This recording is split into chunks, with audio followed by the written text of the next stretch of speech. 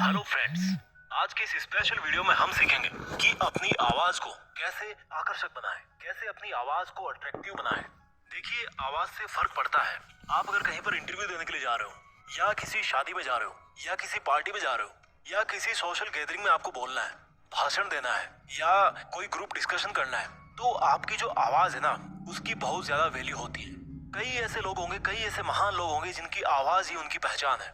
हमारे माननीय अमिताभ बच्चन जी, लता जी और भूतपूर्व प्रधानमंत्री श्रीमान अटल बिहारी वाजपेयी जी, इनकी आवाज ऐसी है ना कि अगर आप इनके दो शब्द भी कहीं पर सुन लो तो आप तुरंत बता दोगे कि भाई ये आवाज इनकी है।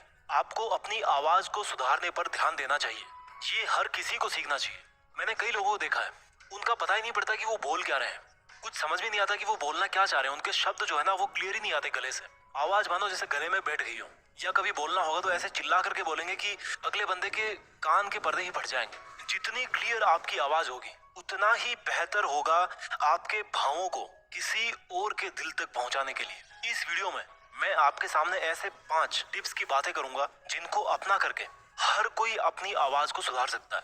टिप नंबर 1, हमेशा आधा घंटा बोल करके पढ़िए और बोलने से पहले अपने गले को खोलिए। गले को खोलना बहुत जरूरी है।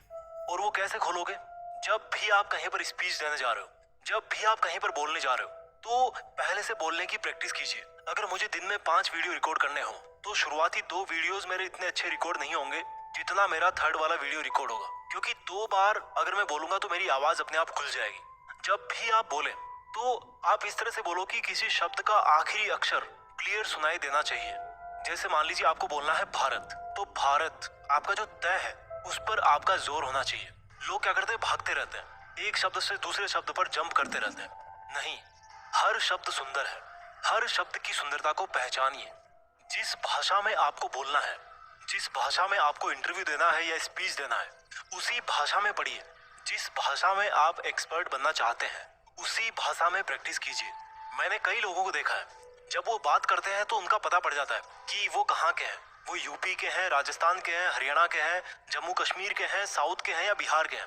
उनकी आवाज से क्लियर पता पड़ जाता है। और वो इसलिए होता है क्योंकि वो हिंदी बोलने की या जिस भाषा में वो बोल रहे हैं उस भाषा की बहुत ज्यादा प्रैक्टिस नहीं करते हैं। उनकी जो डेली की लाइफ है उसमें वो अपनी लोकल लैंग्वेज बोलते हैं। और जब भी वो दूसरी भाषा बोलते हैं, मान लीजिए हिंदी ही बोलते हैं, तो उनकी भाषा से, उनकी बोली से पता पड़ जाता है कि भाई ये बंदा वहां का है।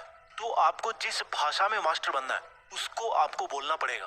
अगर आपको अपनी आवाज को सही करना है तो आपके पास में उस भाषा में प्रैक्टिस करने के अलावा और कोई ऑप्शन नहीं है।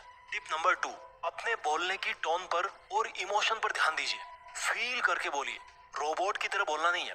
देखिए, बहुत सारे लोग ऐसे होते हैं, जब उनका कहीं पर बोलने का नंबर आता है तो वो रटी रटाई बात को एकदम रोबोट की तरह बोल देंगे। जैसे मान लीजिए मौसम बहुत अच्छा है, तो वो कैसे बोलेंगे, मौसम बहुत अच्छा है आज, तो क्या बात है यार, बारिश आने वाली है। अब इसी को थोड़ा सा फील करके बोलिए, यार क्या मौसम आज का, आज तो लग रहा है जैसे बारिश आने वाली है। जब आप फील करके बोलते हैं ना, तो सुनने वाले को मजा आता है। अपने शब्दों में इमोशंस डालिए। जैसा मैंने अभी आपको कहा था कि हर शब्द सुंदर है, उस शब्द की सुंदरता को पहचानिए। कौन से शब्द पर कितना जोर देना है, कौन से शब्द को एकदम नजाकत से बोलना है, इस पर आप ध्यान दीजिए। अपने उच्चारण पे ध्यान दीजिए।